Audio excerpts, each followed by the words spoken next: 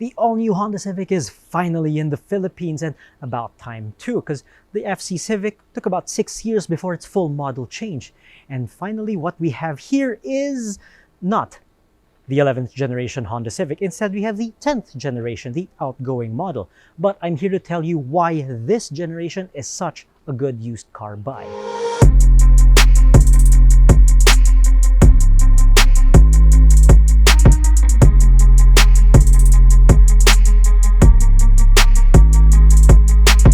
So yes, this generation is already on the way out, and the only Civics you can find in showrooms these days is the 11th generation model. But the reason why our expectations are so high for the 11th generation is because of this. See, the FC generation, which came out in 2016 in the Philippines, is the model that brought back the mojo of the Civic. I mean, just take a look at it. It looks sharp, it looks angular and angry and all that. And in RS trim, you get these black strips here and down here, and much sportier look as well. Of course, you can also go for the 1.8E or 1.8S, which replaces most of this black stuff with chrome. But all in all, the FC Civic generation aged very well, and you park it against the newer competition, it wouldn't look out of place. And that, folks, is one of the reasons why you should consider one of these as well. And it's not just the design as well, it's some of the smaller details. So, for example, these wheels, for the facelifted RS models at least, these are lifted from the SI from the US. So, with no extra charge for us, we get the nicer set of wheels. And that's not all. Now, this rally red paint is exclusive to the RS, so if you're trying to look for one in the second-hand market, well, you're gonna have to search very far and wide, because these don't come often. Now, there are a couple of smart features to go along with this model as well, and why it has aged very well. So, for example, the door locks. So all you have to do is put your hand near the door, touch it, and it's unlocked. And to lock it, all you have to do is press the button, or it will lock itself for you. And that's not all, because the 1.8E and this 1.5 RS comes with a remote starter, which comes in handy when it's blazing hot outside and you need to turn on the air conditioning. All you have to do is press the lock button and press and hold the start button, and there you go, and it turns on the vehicle for you. And to shut it off, all you have to do is press this button again.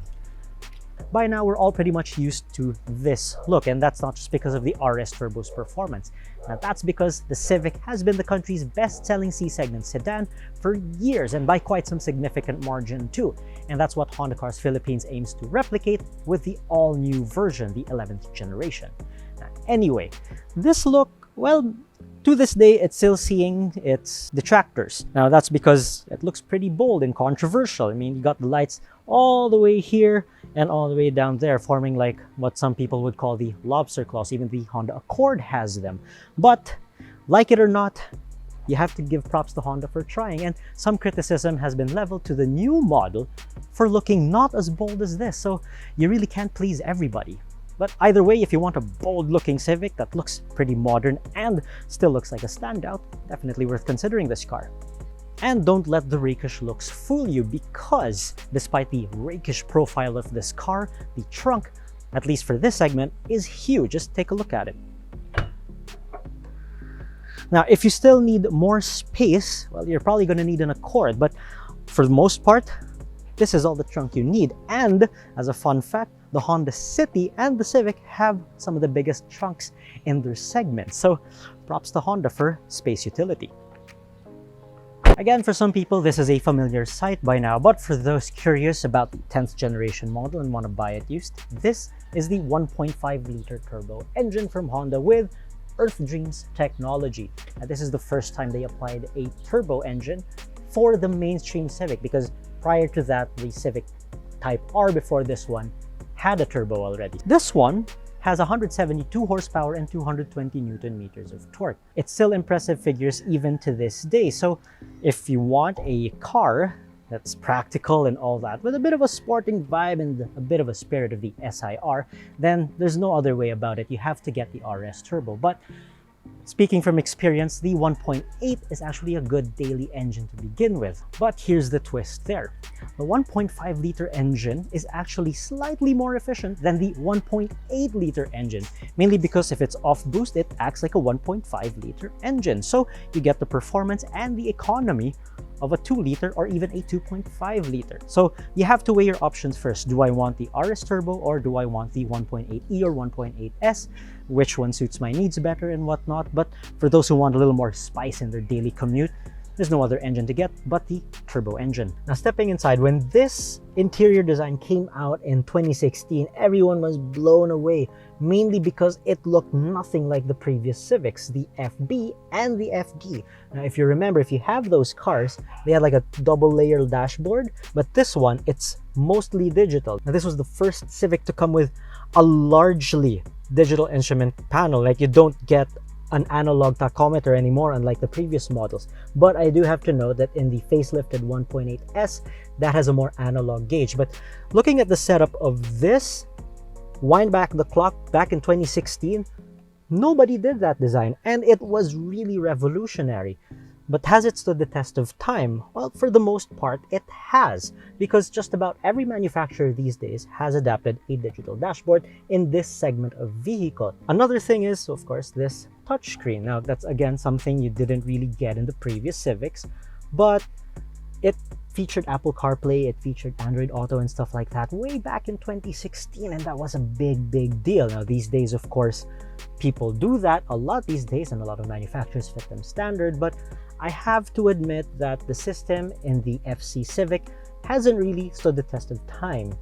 The design, yes, but the functionality of the touchscreen, not so much. Now, in the facelifted versions of this car, they finally came with physical buttons, but prior to that, they didn't. So while you were driving, you pretty much had to guess which button you were pressing, and with the volume, it was pretty much the same thing. It didn't even have a volume knob back then. And now, thankfully, it does with this facelifted version. Now, in the new Civic, of course, they even simplified that more for an easier user experience. But all in all, you will get used to it. But in some ways, you are going to feel its age if you're considering one of these second-hand. But at least, when you look at everything in here, you won't say that napaglumaan na ako. It's still a very relevant design. In the RS, what else do you get? You get cruise control and audio controls on the steering wheel and a press-to-speak function for your phone. You also get a multi-information display, pretty much the norm these days. You also get sporting bits such as these patterns on the seats, more red stitching here on the seats, right in the center armrest, and even all the way at the back, just to remind you that you got the sportier model. If you're curious what the lesser models look like, well, they don't get the red stitching, and they get less racier patterns on the seats. You also get a polyurethane steering wheel instead of a leather trimmed wheel, which for some people is a rather unusual thing. But if you really don't mind not having a leather steering wheel, then the E or the S will be fine for you. But if you're really insistent on leather, you're gonna need to go for the RS version. After all, it does lift up the ambience of the cabin just that little bit more. And if you're looking for an RS model, look out for these things, the leather trimmed wheel and the stitching, because some people, they're a little too, well, angry with the wheel, and some of this part starts peeling away and some of the stitching starts to unravel itself. But this one, it's all good. I mean, then again, this is Honda's very own press unit, so this is pretty much well taken care of. Design, tastes, and trends may change over the years, but there's one thing you will always appreciate, and that's room here at the back. As you can see, there's loads of it in the Civic. It's almost like a 90s Honda Accord in here, and maybe even a little more spacious than the early 2000s Accord. And just look at this legroom. Now, granted, the seat is in my position, and I'm not the tallest person in the planet. I'm just 5'4", but look at the legroom in here. I mean, if you're my height, you probably don't need an Accord, even though the Accord is one of my favorite cars. But anyway, with space like this, if you have like a young family or you have children in here, they're going to love it here because of all the space. If there's one thing that I'm glad Honda added for the all-new model, was rear air conditioning vents, because the 10th generation doesn't have it. Now, thankfully, the air conditioning in this car is strong enough to reach here at the back. But of course, times have changed and people now look for rear AC vents back here as well. And another thing, you can actually fold these seats. Now, you have to pull a tab from the trunk to fold them down for extra space. But of course, if you need even more space, you either need an Accord or you have to level up to the CR-V. And now we're behind the wheel of the Honda Civic FC. Now, I was able to drive this car way back in 2016 when it was first launched, and it's sort of like reacquainting myself with a friend here. But there are a few differences between this and the facelifted version. First and foremost, between the RS models, there's the ride. Now, that's mainly because they upgraded the wheels from 17 inches to 18 inches. So the ride is noticeably firmer, just by a little bit, but there is an improvement in handling. Not that the pre-facelift RS was a bad handler in the first place. And if anything, the RS is sort of one step below the Mazda 3 in terms of driver enjoyment. Now, I will admit the Mazda 3 is a little bit more fun to drive, but if you're looking for an all-rounder, you can't go wrong with the Civic, mainly because you have so much space in this car. That's something that can't be said about the Mazda 3. Another thing I enjoy about this car is the steering feel. Now, some people will argue, no, it's an electric power steering, wala ka nung feedback, wala ka nung feel, stuff like that. Honda makes one of the best. The weight is just right, the feel is just right, the feedback is just right by modern standards. Of course, you're no longer going to have the feel and the feedback from, say, the panahon ng Civic EK and stuff like that. But times have changed, and this is sort of the norm now. The steering feel of this one, it's engaging enough. It's definitely more engaging than its primary competitor, the Toyota Corolla Altis, and you can definitely have fun with this model. And here's the interesting bit. Even in the non-RS versions, those are pretty fun to drive. But with that 1.5-liter turbo in front, it's much, much more engaging. When I first drove the Civic RS way back in 2016, something that popped into my head is that it has the spirit of the SIR. It's not an SIR per se, okay? If you're gonna compare it to that car is much more raw, more aggressive, more angry, and a lot sportier than this one. But think of it this way. Kung nanggaling ka sa SIR and you need a family sedan and you're a Civic boy for life, well, a Civic man now that you're presumably married already and have a family, you're not gonna go wrong with this one. You are going to enjoy this car.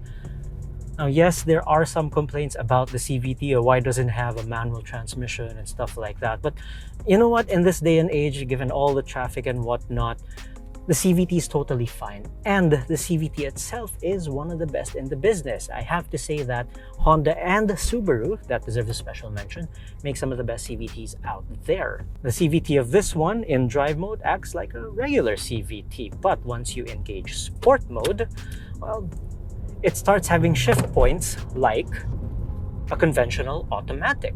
So that not only saves weight in this car, it also makes the car a lot more efficient.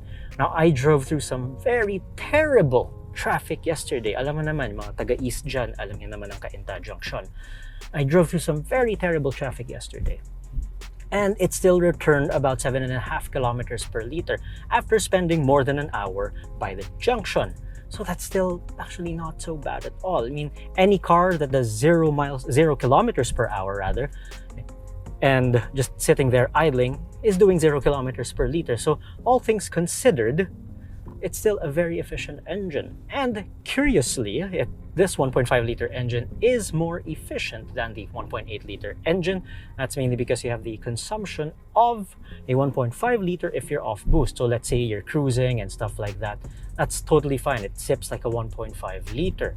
But it's only when you start jabbing on the throttle, that's when you start seeing the fuel economy figures drop slowly. But it's not a dramatic drop. As I mentioned, it's a slow drop. So you can still have fun with it and have reasonable fuel economy. So another thing to make note of in the Civic RS, in economy mode, its performance is actually pretty strong already, but you have to take it out of economy mode to really enjoy its 173 horsepower. That's mainly because in economy mode, the boost is a little bit shy. It's a little bit like, sigurado ka dyan? Sige, bibigay ko sa'yo yung boost. You take out economy mode, the response is a little bit faster. Of course, there is a hint of lag. There is no such thing as a turbo with zero lag. Kahit twin turbo pa yan, there will always be a hint of lag. So that's always something to take note of. But either way, when it comes to like fly-by-wire cars these days, mga ganyan, okay yung throttle response niya. And for those who really insist on having a manual transmission, you're gonna have to deal with the paddle shifters instead. That said, it doesn't jerk when you downshift because again, a CVT is made out of belts and not gear. So when you downshift, it doesn't have that downshift kalog, kumbaga. So it's a smooth driving experience and kind of brings out that boy racer feel you kind of missed when you were younger. So to sum up, what are our thoughts on the 10th generation Civic? Well, in some ways, it grew up with its target market from the 90s. Those who were looking for something a little bit sportier, something a little bit, more fun to drive and whatnot, compared to the other cars in its class. And in a way, it's also moved on with the times because turbocharging is the in thing these days, and Honda has adapted to that then. And it also reflects in the 11th generation Civic because all models are now turbocharged. Now they've gotten rid of the 1.8 liter, but again, as I mentioned, think about what you really need in a car and whatnot. And if you're satisfied with the performance of the 1.8 liter, then that's totally fine. But if, let's say, you had a Civic from the 90s and you miss that racy feeling, you miss those dynamics, that engaging drive and whatnot, then you really are not going to go wrong with the Civic RS Turbo. Used prices, well, they range from about 800,000 these days at the very least, all the way to about 1.2 million if you get something like this, a facelifted model. Now, bear in mind that the pre-facelift models rode just that little bit better, but the trade-off is the facelifted models are a little bit more engaging and fun to drive. But let's say you really want to try out the 11th generation Civic. Well, we're gonna have to wait a little longer for that because it might take some time before we get our hands on it. But if you really wanted that 11th generation and you can't wait and you currently own one of these, we can help you out through our Sell My Car program. All you have to do is contact us and we'll take care of the rest.